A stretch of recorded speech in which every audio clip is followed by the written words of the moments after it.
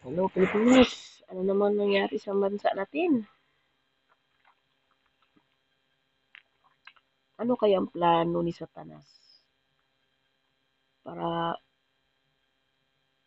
gawing magulo ang Pilipinas? Sobrang gulo na ng Pilipinas. Hindi na napapansin ang mga kailangang pansinin. Hindi na nakikita ang kailangang tulungan. Wala nang mga mata ang mga nakaupo ngayon sa gobyerno sa mga mahihirap, sa mga problema sa mga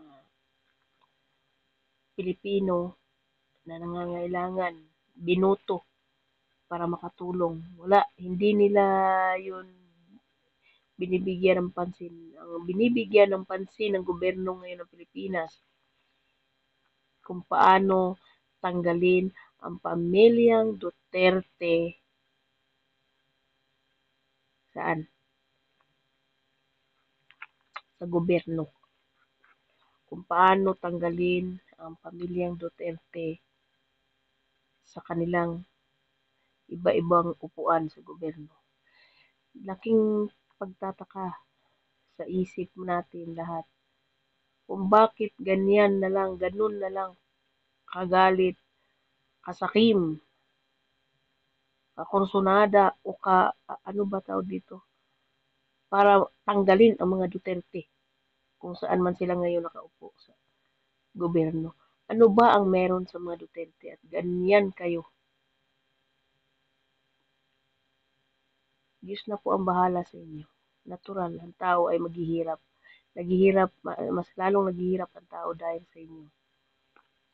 Sige lang, kaming mga tao, naghahanap ng kapayapaan, pagmamahal sa kapwa-tao. Kung hindi kayang ibigay ng administrasyon ngayon, tatanggapin namin yan. May Diyos. Hindi mananalo ang masama sa tama.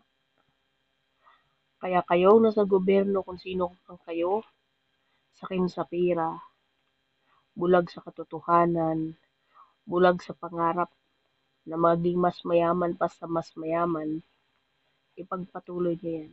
Tandaan natin, lahat tayo'y mamamatay at may hangganan at yung